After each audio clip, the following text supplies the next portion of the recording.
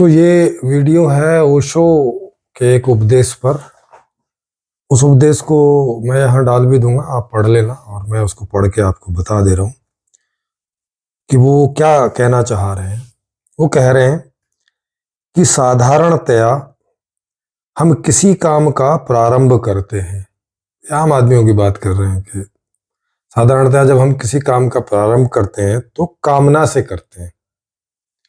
कामना मतलब वो कह रहे हैं कि कुछ पाना है इसलिए करते हैं, कोई महत्वाकांक्षा है उसे पूरा करना है इसलिए करते हैं। ज्ञानी किसी कर्म का प्रारंभ किसी कारण से नहीं करता।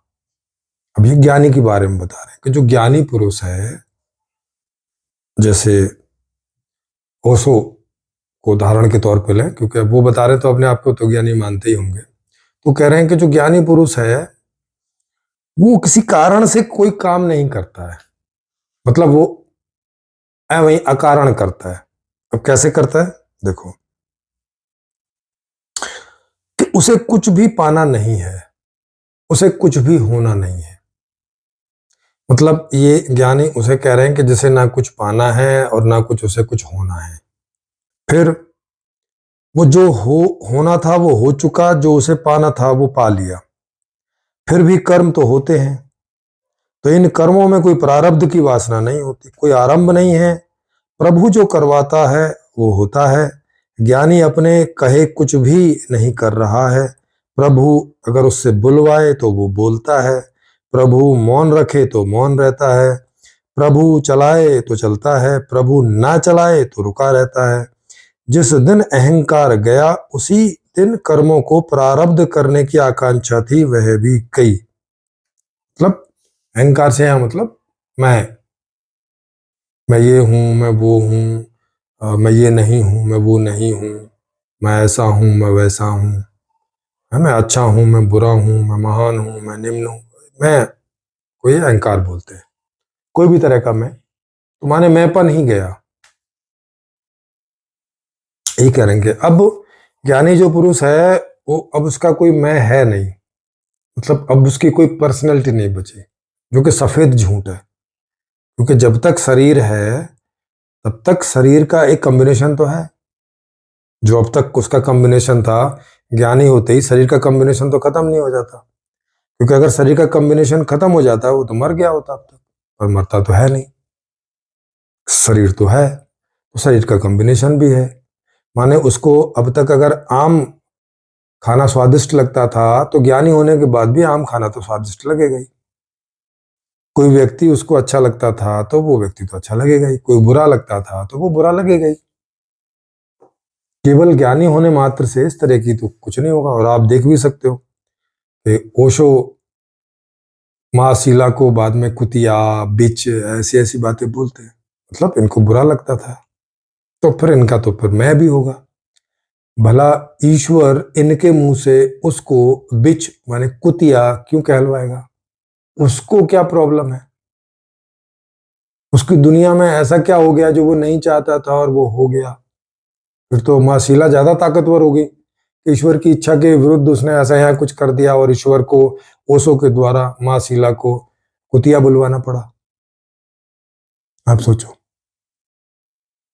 तो इस तरह के सब कॉन्ट्राडिक्शन है। फिर आगे क्या कह रहे हैं, अब कर्मों का प्रारंभ परमात्मा से होता है। मतलब परमात्मा उससे जो कुछ कराना चाहता है तो करवाता है। अरे भाई, परमात्मा को अगर किसी भी आदमी से कुछ करवाना था तो वो तो सबसे ही करवा लेता ना। पहले तुम ज्ञानी बनोगे तब वो तुमसे करवाएगा, ये कुछ समझ के बाहर है। वो तो उसको जिससे कुछ करवाना, जिससे खेती करवानी है वो उससे खेती करवा लेता, जिससे चोरी करवानी है वो उससे चोरी करवा लेता। मतलब अगर वही करवा रहा है तो उसके लिए पहले आप ज्ञानी बनोगे फिर वो आपसे करवाएगा। मतलब इतने कमजोर है क्या कि अगर आप ना चाहो तो वो आपसे कुछ करवा नहीं सकता है? ईश्वर इतना कोई कमजोर चीज है क्या? एक तो ये उसे ऐसा मान रहे हैं कि जिसे पा लिया तो सब कुछ पा लिया, इतना एक ऐसा विराट इतना बड़ा मान रहे हैं। ऊपर से दूसरी तरफ इतने कमजोर भी मान रहे हैं कि जब तक तुम ज्ञानी नहीं बनोगे वो तुमसे कुछ नहीं करवाएगा, तब तक तुम ही कर रहे हो। मतलब देखो, अरे अगर उसे करवाना है तो वो इंतजार करेगा क्या कि मैं जब ज्ञानी बनूंगा तब वो फिर हाँ हाँ हाँ अरे ये आदमी ज्ञानी बन गया, चलो अब इससे करवाते हैं, ऐसे करेगा क्या?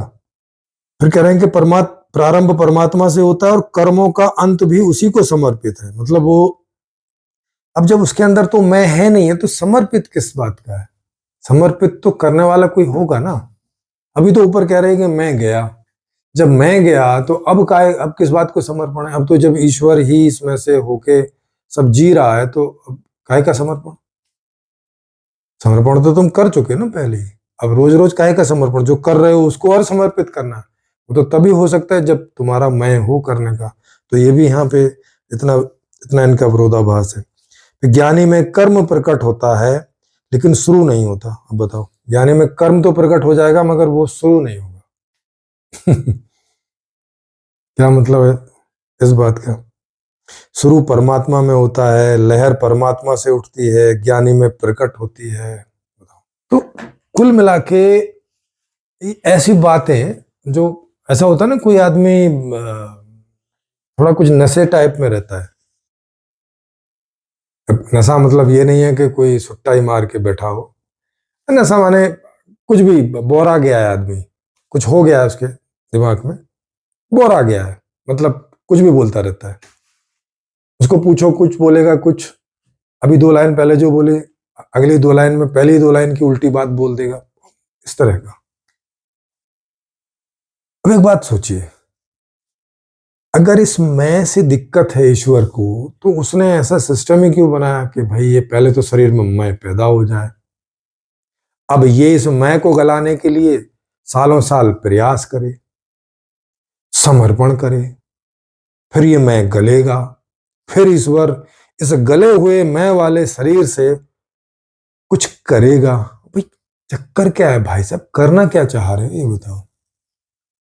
तो ईश्वर को इतनी बड़ी उलझन बना दे रहे हो। आखिर वो चाहता क्या है? पहले तुम्हारे अंदर मैं प्रकट करता है, फिर उसे गलवाता है, फिर उसे फिर उसमें से कुछ करवा, चक्कर क्या है भाई साहब? अगर आपके द्वारा ईश्वर ने कुछ करवाना है तो वो सीधे ही नहीं करवा लेगा। तो तुम कौन होते हो? अब क्या क्या आदमी की इतनी ताकत है कि ईश्वर की इच्छा के बिना या उसके विरुद्ध कुछ और करे? अगर कोई ईश्वर की ऐसी कोई इच्छा है कि भाई उसकी इच्छा से ये जगत चलता है, अगर कोई इस प्रकार का ईश्वर है तो उसकी इच्छा की अवहेलना करने की ताकत क्या किसी मनुष्य में संभव है? मुझे तो नहीं लगता। क्योंकि अगर मनुष्य में इतनी ताकत होती तो बेचारे 90% लोग क्यों गरीबी में जी रहे होते? कम से कम जैसा चाह रहे वैसा तो जी रहे होते। तो आदमी जैसा चाह रहा है वैसा जी नहीं पा रहा है। कोई लाखों करोड़ों में किसी एक आध का मैं गल जाता है तो ईश्वर उससे अपना काम करवाता है। मतलब बाकियों का क्या करता है? बाकी काहे के लिए पैदा कर रखे उसने? इंतजार करता रहता है कि कब किसका मैं गले, और ओसो का मैं गला, हाँ गल गया भाई, पकड़ में आया एक आदमी, चलो, ईश्वर ने बोला चलो, एक आदमी का मैं गल गया, सालों से ढूंढ रहा हूं, एक आदमी मिल गया, चलो पकड़ो इसे, अब करवाओ इससे कुछ। क्या करवाओ? क्या किया उसने ऐसा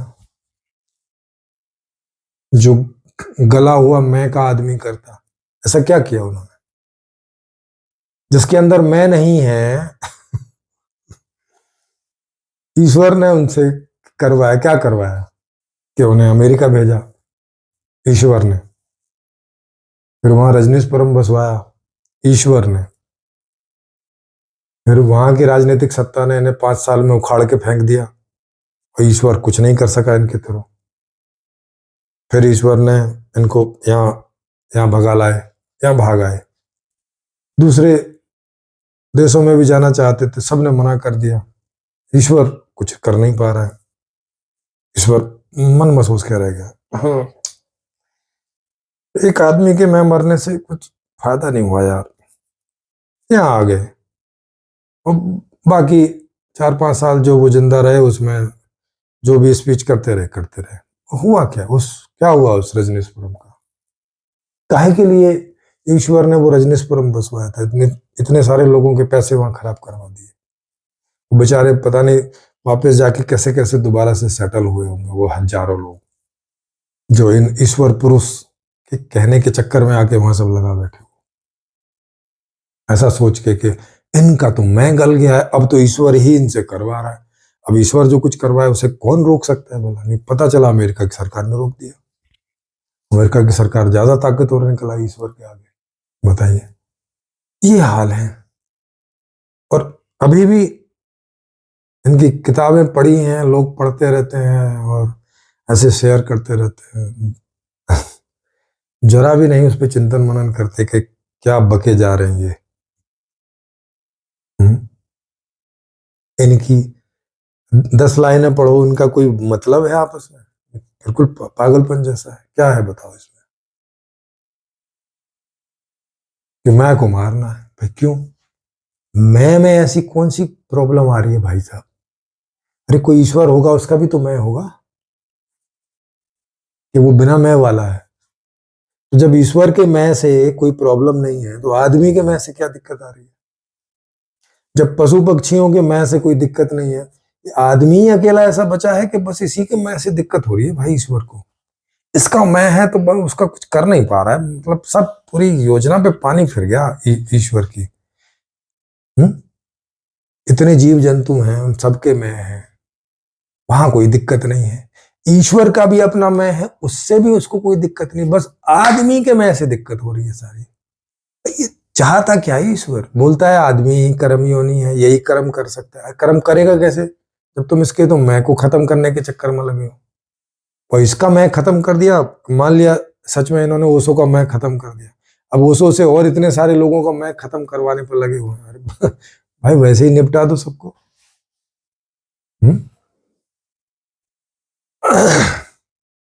वैसे ही उल्का पिंड की बारिश करवा दो, खत्म हो जाए, सारे ही लोग खत्म हो जाएंगे।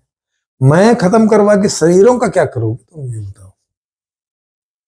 ईश्वर से कोई पूछे, ये इन जैसे लोगों से कोई पूछे, क्योंकि ये अभी इनमें से तो ईश्वर ही बोल रहा है। ईश्वर का कोई अपना शरीर तो है नहीं, बेचारा बोल नहीं सकता, इन्हीं से बोलना पड़ता है उसको। इनसे कोई पूछे को भाई ये ईश्वर करना क्या चाहता है? अपने लिए एक ऐसी बॉडी नहीं बना सकता था? ये बॉडी बनाई, इसमें मैं है, अभी अब ये मैं हटेगा तो बेचारा बोलेगा उसमें से। तो भाई ये इतने शरीर में से मैं हटाना है सबके, भाई बनाया काहे के लिए है? ऐसे ही बॉडी बना देता ना जिसमें मैं ना पैदा होता। और जैसे आदमी रोबोट्स बना लेता है, उसमें कोई मैं नहीं होता, वो जैसे आदमी बोलता है वैसे काम करता है। स्पीकर है जैसे, मैं जो बोल रहा हूं वो उसको रिकॉर्ड करता है, उसी को सुना देगा, कुछ इधर से उधर नहीं करता। कितना एकदम फॉलोवर है, कितना एकदम ऑर्डर को मानने वाला है। तो जब उसे मैं वाला आदमी चाहिए नहीं था तो भाई मैं वाला आदमी बनाया क्यों? क्या गलती कर ली उनने बना के, या गलती से बन गया, या नींद में बन गया? सोया हुआ था ईश्वर उस समय। हुआ क्या आखिर उसके साथ? ये क्या अनहोनी घटना उसके साथ घट गई, वो भी क्या बेहोशी में था कि बाद में होश आया तो अरे आदमी तो पैदा हो गया मैं के साथ। गलती हो गई भाई साहब, अब पैदा हो गया, आप कुछ कर नहीं सकते बीच में। अब इनको बोलो भाई तुम अपना अपना मैं गलाओ, चलो मुझको समर्पित करो सब अपना मैं। अब बताओ लगे हैं लोग मैं को समर्पित करने, मतलब रोबोट बनने लगे हैं। अब ईश्वर इनसे जो करेगा वो करेगा, अब ईश्वर करेगा। अब ये तो रहे नहीं, ये तो दिवंगत हो गए, ये तो मर गए, अब ये तो रहे नहीं। अब इस शरीर में से जो बोलेगा तो ईश्वर बोलेगा, जो करेगा तो ईश्वर करेगा। अगर इनके मुंह से कुतिया बुलवाएगा, मतलब कुतिया बोलेगा, तो ईश्वर अब इनके मुंह से कुतिया बोल रहा था। माँ शीला को ओशो के मुंह से तो अब ईश्वर ही बोल रहा था कि उनको कुतिया कह रहा था, क्योंकि अब ओशो का मैं तो कभी का जा चुका था, ओशो का तो मैं था नहीं अगर उनकी बात मानी जाए तो। समझ में नहीं आया, ईश्वर माँ शीला को कुतिया काहे बोल रहे हैं भाई?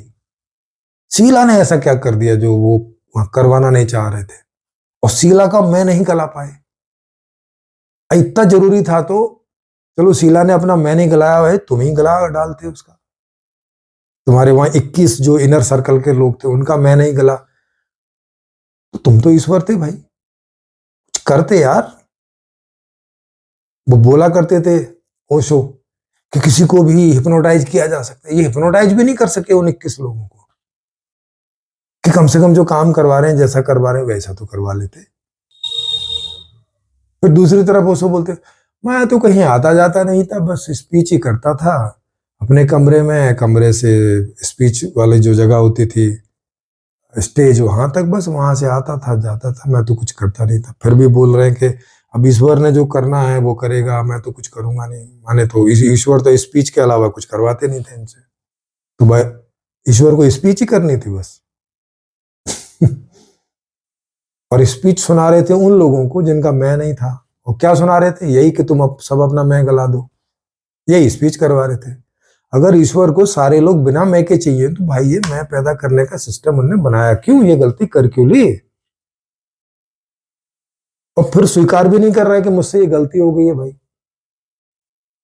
ना, ये गलती भी आदमी की ठहरा रहा है कि तुम्हारी गलती है कि तुम मैं कर रहे हो। पैदा उसने हमको किया है और गलती हमारी है कि हम मैं क्यों कर रहे हैं। अरे मैं अनुभव कर रहे हैं तो मैं ही करेंगे ना भाई, जब मैं और मेरा अनुभव कर रहे हैं वही कहेंगे, वही बोलेंगे, वही करेंगे। ये मोबाइल तो नहीं करता मैं और मेरा, ये पड़ा रहता है ऐसे ही। आ रही बात समझ में? तो ये हैं आपके सब तथाकथित टाइप के सो कॉल्ड ज्ञानी। अब ये ज्ञानी है कि मिथ्या ज्ञानी है, समझने का प्रयास करिए जो लोग समझ सकें। वैसे तो ये व्यवस्था की प्रॉब्लम है, क्योंकि अब बेचारे एक्चुअल में हर आदमी जीना तो चाहता है अच्छा जीवन, कि भाई मर्सिडीज हो, जीवन में बढ़िया सा घर हो, बढ़िया सा टॉयलेट हो, है कोई चीज जब चीज की जरूरत हो तब मिल जाए, सेवा हो, चाहता तो आदमी सुख है सो आराम, पर उसे बेचारे को मिलता नहीं है, सिस्टम ऐसा है नहीं है ठीक, तो फिर वो ऐसी तिकड़े में लगाता है कि और भी कुछ नहीं तो अपने अंदर ईश्वर को ही घुसा देगा, बोलेगा मैं नहीं हूं अब ईश्वर ही है, अब ईश्वर ही बोल रहा है, तो नाम के आगे पीछे भी लगा देगा भगवान, रजनीश, फिर ओशो, मतलब अब पूरी दुनिया का जो कॉन्शियस है वही घुस गया उनके अंदर, वही बोल रहा है भाई साहब। और कह रहा है कि इतनी मर्सिडीज लेके आओ, हर रोज एक मर्सिडीज पे चढ़ूंगा। बताओ, ईश्वर को भी मर्सिडीज की प्रॉब्लम खड़ी होगी, उसको भी कमी हो रही है। इटली का टॉयलेट चाहिए ईश्वर को टट्टी पेशाब करने के लिए, लग्जरी से भरा हुआ कमरा चाहिए एकदम ईश्वर को, आराम चाहिए ना, परेशान हो जाते बेचारा उसके भी बैठे बैठे, क्योंकि वो किसी सख्त जगह पे बैठा होगा तो मुश्किल होगी, ठीकरे पड़ गए। कुछ आराम सा बेड चाहिए, आराम सा सोफा चाहिए, आराम सी चेयर चाहिए जिसपे बैठ के बोल सके, नहीं तो भाई कठोर पे बैठे बैठे ना बड़ा ऐसा दुखने लगता है। तो आदमी क्या करे बेचारा, ऐसे तिकड़म लगा के लोगों को ऐसा चमत्कृत करके कि हाँ देखो मैं इतना ज्ञानी हूँ, मैं ये हूँ वो हूँ, तुम डोनेशन करो, दान दो, ये दो, कोई दान नहीं भी दे तो अच्छा तुम्हें मेरी स्पीच सुननी है तो चलो फिर फीस भरो उसकी, 4,000 एक दिन की फीस है, करो ऐसे। बताओ, मुझसे बात करनी है 1 घंटा, चलो 2 लाख का डोनेशन दो, तब बात कर पाओगे। बताओ, ये ईश्वर के हाल है, जो ओशो के शरीर में से ईश्वर जो बोल रहा है ये उसके हाल है, उसे 2 लाख रुपए चाहिए मीटिंग करने के उसे। आई होप आप कुछ समझे होंगे, अच्छा लगा हो तो लाइक करें, सब्सक्राइब करें, शेयर करें। फिर मिलेंगे, हम लोग एक सही व्यवस्था लेके आ रहे हैं कि वो व्यवस्था आने के बाद में फिर ऐसे लोग जबरदस्ती के फर्जी गुरु बिना मतलब के नहीं बनेंगे, इसकी जरूरत नहीं पड़ेगी, क्योंकि सबको आराम की सारी चीजें सब बिना फर्जी के ही मिल जाएंगे, तब किसी को अपना मैं नहीं मारना पड़ेगा, है ना, ये बात।